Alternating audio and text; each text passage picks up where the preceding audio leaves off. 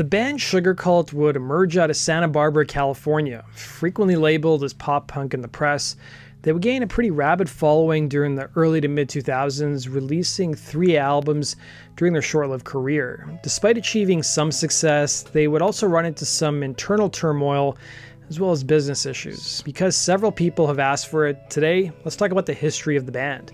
The band members would get into music pretty early on during their teen years, taking inspiration from groups like The Clash, Elvis Costello, as well as Cheap Trick.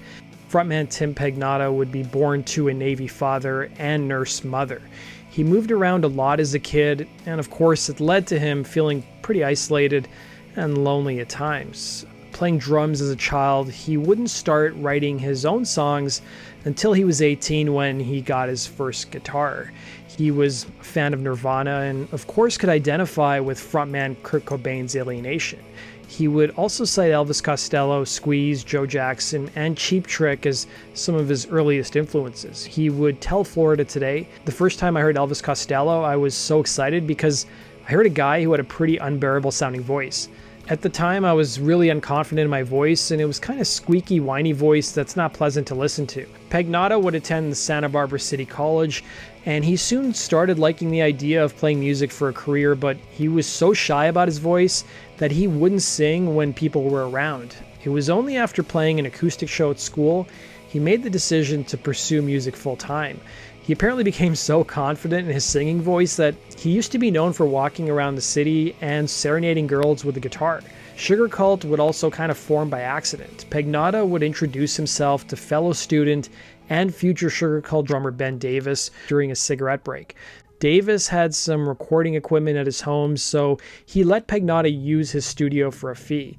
It got to the point where Davis started to work on Pagnotta's songs, and Pagnotta soon met bassist Aaron Older in music class. The frontman would tell CNN he was the only person in the class that was doing really well, so I sat down next to him and we started talking about music. 3 weeks later, we were sitting down trying to jam out to my songs. The band had already developed their trademark look by this point, wearing suits during live gigs, but they also needed a guitarist. It was at one of their early shows Marko 72 showed up to watch the band play. Marko had already played with Swinging Utters, the Ataris, and Nerf Herder. At the time, he was playing in a different group, and for most of his career, he'd played bass, but he was into what Sugarcult was doing. With Pagnotta recalling to CNN, he came up afterwards and he said, "What's up with the suits?" Then he showed up in his band with a suit. He was the only guy wearing a suit in the band. We were like, this is meant to be.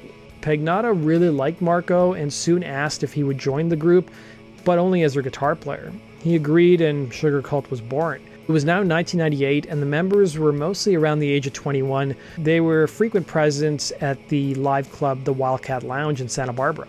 The band's fashion style would also undergo a transformation over the years. First it was black suits, then it was t-shirts under blazers, then it turned into them putting a lot more thought into their appearance, so there was some consistency on stage of how the members looked. Pagnotta soon had to let his parents know that he wouldn't be finishing up college and instead pursuing music as his full-time gig. He would recall to Florida Today, "I stopped going to class and spent an entire semester's tuition on recording a demo." His parents, of course, were pretty reluctant to support their son initially, but once the band made inroads years later, they seemed to be far more supportive. Marko would describe their sound telling the interviewer, "We started out as a power pop group that reminded me of Elvis Costello.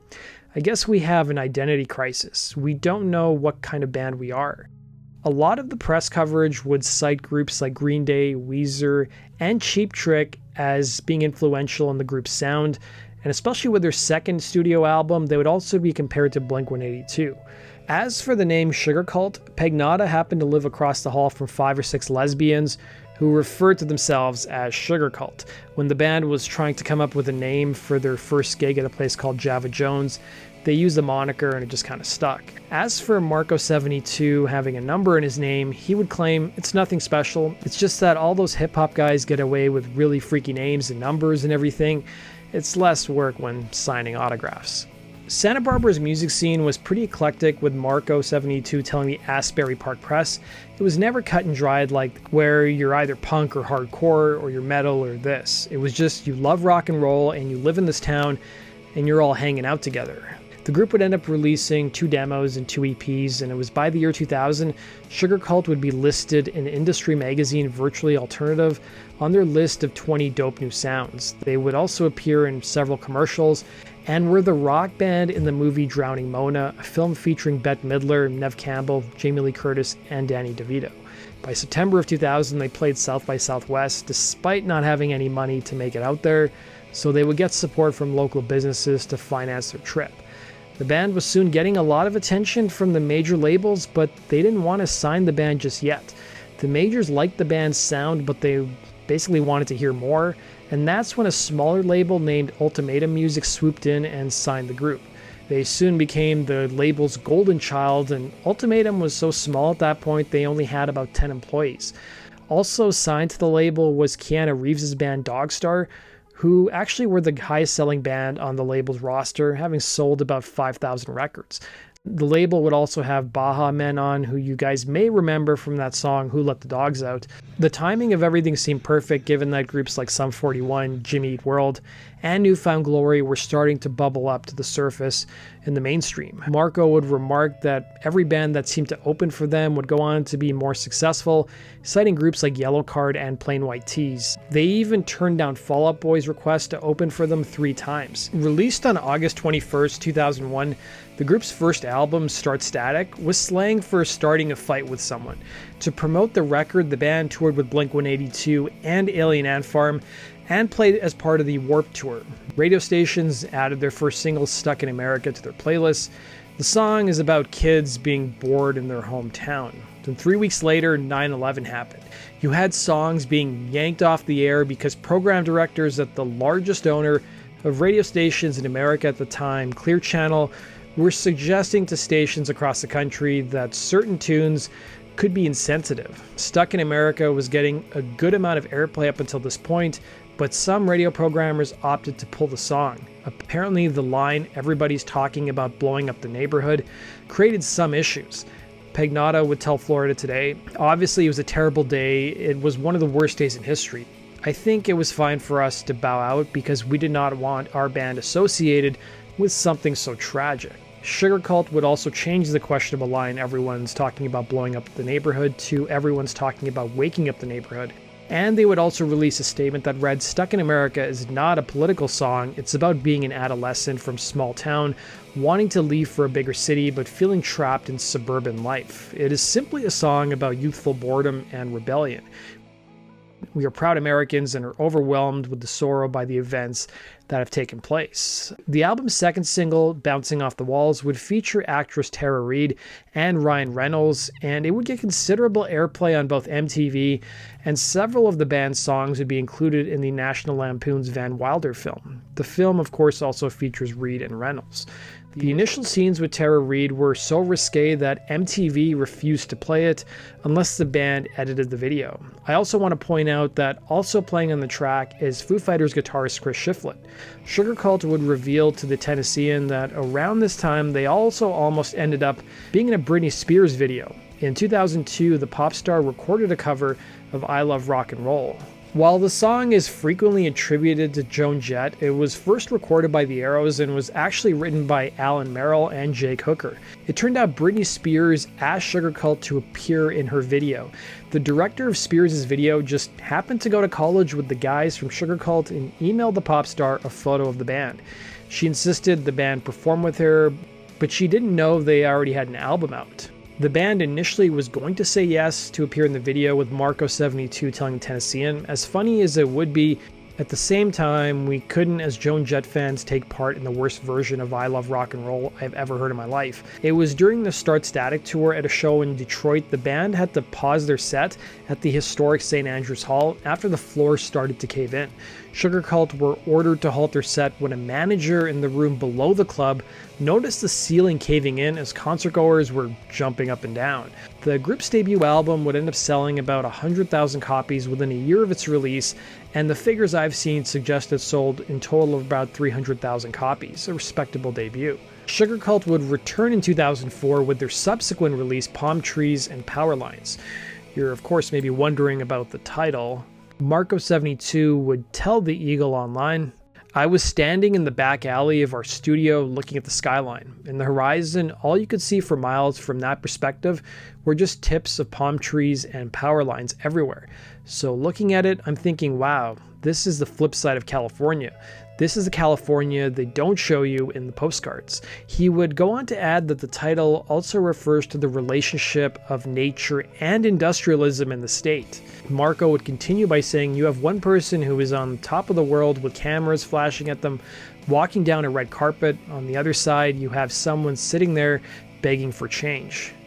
The songs on the record would be inspired by the musicians' experiences on the road over the past several years, with Pagnotta telling Black Velvet magazine, "On our first record, I felt a little insecure to be totally vulnerable, and I think I don't totally know how to express myself. I think the older you get and the more people you meet on the way, the more able you are to express with words how you feel." It was in 2003 the band lost drummer Ben Davis, who was struggling with substance abuse and went to rehab. He'd be replaced by Kenny Livingston. The track Champagne would be written about their former drummer. Another deeply personal track would be the song Counting Stars, a track about Pagnotta being misdiagnosed by a doctor of a serious medical condition, only to be told he was completely fine. The songs Worst December and Back to California would be written during the holidays in 2003 as the band was on the road, writing about being in a band that toured nonstop. Marko72 would recall to the El Paso Times that those two songs represented a time for the band when they were headed for a near breakdown. The record produced perhaps the band's best-known song, Memory, which I remember from NHL 2005, and it would eventually be released as DLC in Rock Band 4 years later. In addition to playing the main stage at the Vans Warped Tour, they would also open for Green Day, who had a massive resurgence the same year thanks to their record American Idiot. Sugarcult would also tour to raise awareness about teen suicide as part of a tour called Take Action. The band would return in 2006 with their third and what would be their final record, Lights Out, with the theme of guilty pleasures taking center stage. Marko would tell the Tulsa World newspaper, "We all have these moments where we seek out some sort of temporary relief from bigger questions and problems in life with things that feel good in the moment but aren't ultimately the most healthy forms of behavior." An example of this is the song Do It Alone, a story about loveless sex, while other songs like Los Angeles and Dead Living and Out of Phase deal with the theme of feeling disconnected in today's modern world. But the band would hit a snag with their third release. According to Marko, who would tell Everyone Loves Guitar, the company that owned the band's label ultimately decided that they didn't want to be in the record business anymore, and their label soon closed its doors. Sugarcult would only release one single from their third album, and that was it. They initially had 4 singles lined up, but of course things didn't work out. The band would spend the next several years in court with their label's parent company trying to get the rights back to their album, as well as trying to get royalties they were owed. According to Marko, that was kind of the event that resulted in the band members pursuing other interests and activities in their career. In addition to this, a couple of the members also started families. While the band never officially broke up, they just kind of went on hiatus, and they would play their final show in 2011 to celebrate the 10th anniversary of Start Static. Pagnotta would become a multi-platinum producer and songwriter, working with the likes of Blink-182, Neon Trees, and Weezer to name a few. His songs have sold over 12 million copies worldwide and have been streamed over 1 billion times.